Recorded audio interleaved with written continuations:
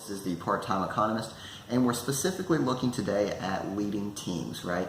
Anytime we have a leader, it's pretty much the very definition of the term. A leader leads other people. He's always going to be working in some form of a team, whether this is a soccer team or whether it's the executive board for a company. So let's jump right into chapter 10 of Richard Daft's book, The Leadership Experience.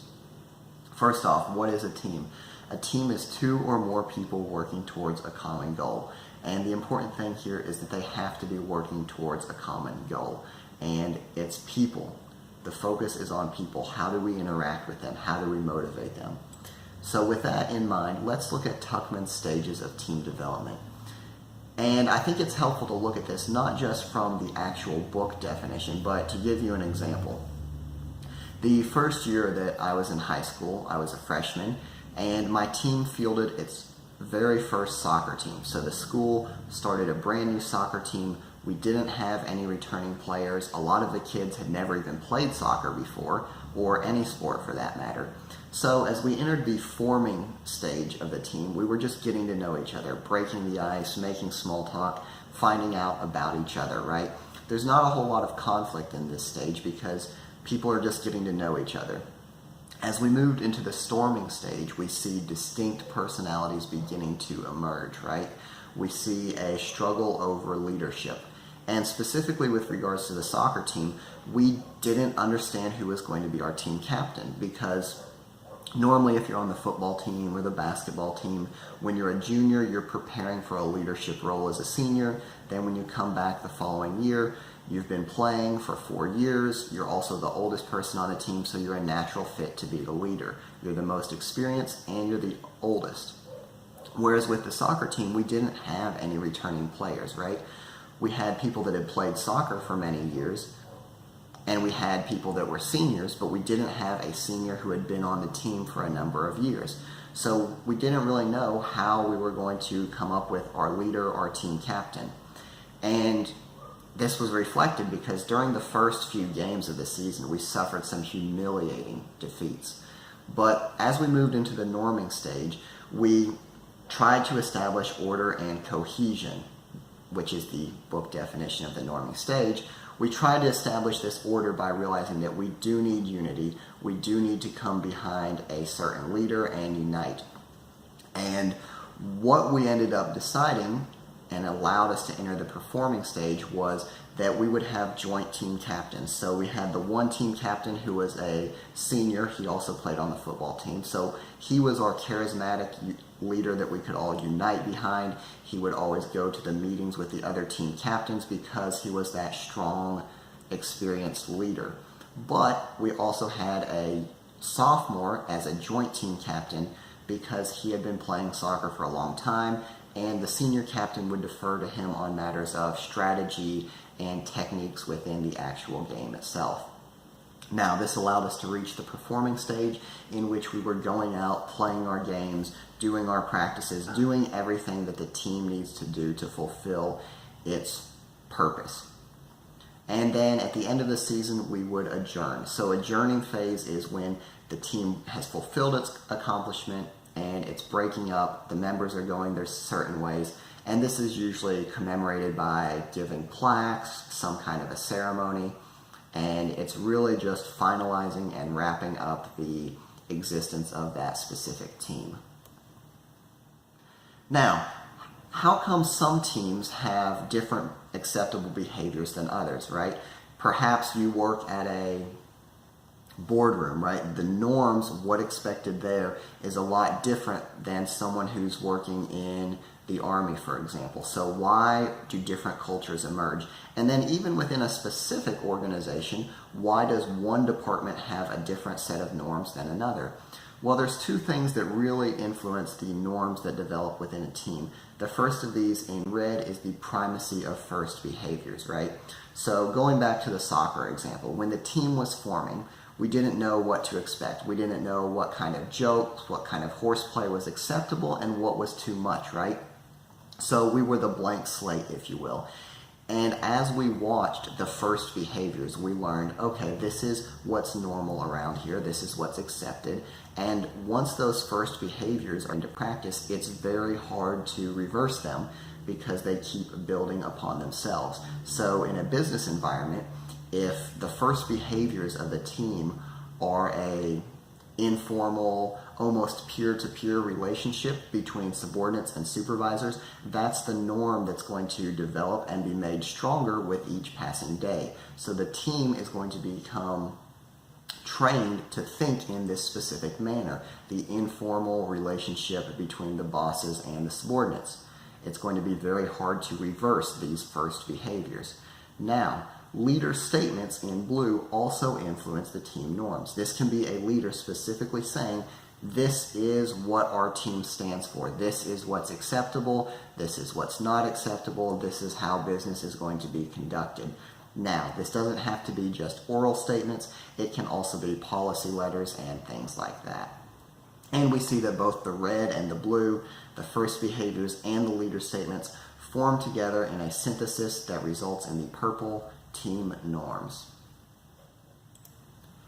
Now, as we move on, we realize that anytime we have a team, we're going to have conflict, right? So how do we handle conflict? How do we decide between our way, getting what we want, and cooperating with those that work with us? Now, the specific thing about the Thomas conflict model is it doesn't have to be between seniors and subordinates. It can be among peers, and it doesn't even have to be with people that work with each other.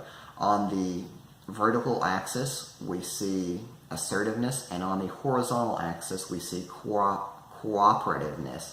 Now, assertiveness is how strongly we push for our own goals, how strongly we push for what we want. Our ability to cooperate is how much we're willing to work with other people.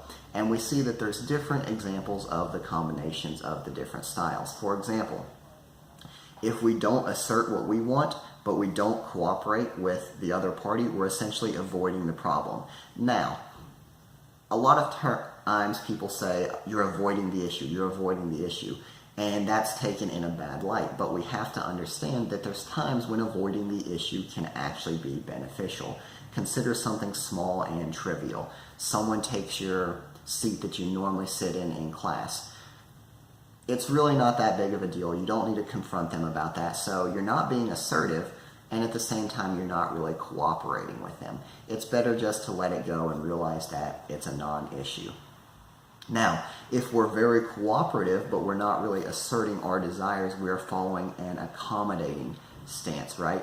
Perhaps we realize that we were wrong and we're accepting the other person's ideas, or perhaps we believe we're right, but it's something that's just not that important to us. So let's say that your wife really wants to go eat at Ruby Tuesday. You would prefer to go eat at Waffle House, but it's also her birthday. So you know, even though you want something, it's a lot more important to her. So you accommodate her by being more cooperative and less assertive. Before we talk about collaborating, let's talk about dominating. Dominating is when someone says, I'm going to be assertive for what I want and I'm not going to cooperate, or I'm going to cooperate very minimally. Now, again, dominating seems bad. We think of some brute just overpowering someone that's weaker than them. But there's also a time to be dominating. The dominating style of conflict management is used in emergency situations or situations where an important decision has to be made right now. For example, let's say that you are a security supervisor and there's just been a huge incident at the store. You need additional staff to come in. Perhaps they're on their day off, perhaps they just got off shift, but you need more security personnel. You don't have the time to call each of them up, collaborate, decide democratically who should come in, who shouldn't, or perhaps reduce the amount of personnel you need. No, you need a swift response, so you're going to say, you are coming in, you are coming in, and you are coming in, because you need that quick response. Now, let's move on to the optimal. This is collaborating. This is where we push for what we want, we're being assertive, but we're also cooperating. So we're pushing for our ideas, we're advocating our position, but we're also willing to listen and work with others. We're willing to consider the good ideas that they may have also. And then lastly, in the blue, we see compromising. This is when we give up some of what we want, they give up some of what they want, but it's not the same strong result as collaborating, because we may be giving up something of ours that is actually a good idea simply in the desire to be cooperative. Now, the book also talks about the value of conflict. Why could conflict possibly be valuable? If you know anything about groupthink, it's the term when a group would rather agree with each other than disagree, right? So the group is so focused on having one mind, one mission, that instead of considering other ideas, they automatically go with the consensus of the group. So we see down in the blue, a team that has absolutely zero conflict is going to be lower performing because they're not debating different ideas. They're only considering doing things one way. Now, by the same token, we see on the far right a team that is in the red is having so much conflict, so much disagreement that they simply can't get anything done. And then we see that the optimally performing team is represented by the purple star. They have a slight amount of conflict to encourage debate and different ideas, and perhaps, they even have some non-productive conflict, right? But that non-productive conflict is the price that they pay for avoiding groupthink, for having those new ideas that are debated. So, just a few more topics about leading teams. Cohesiveness is the willingness of the group to stick together, to work together. Now, the problem with groupthink, as we talked about, is the group is so focused on being cohesive and avoiding anyone thinking that there's something other than one unity and one purpose. They're so focused on trying to all think and avoid disagreement that they miss out on a lot of good ideas.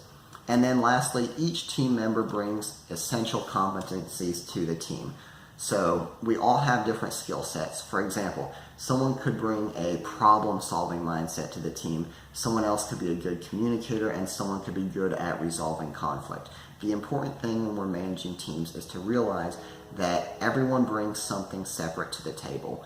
As a leader, we have to manage the conflict, we have to recognize the individual skill sets that everyone has, and we have to bring that together into a cohesive whole.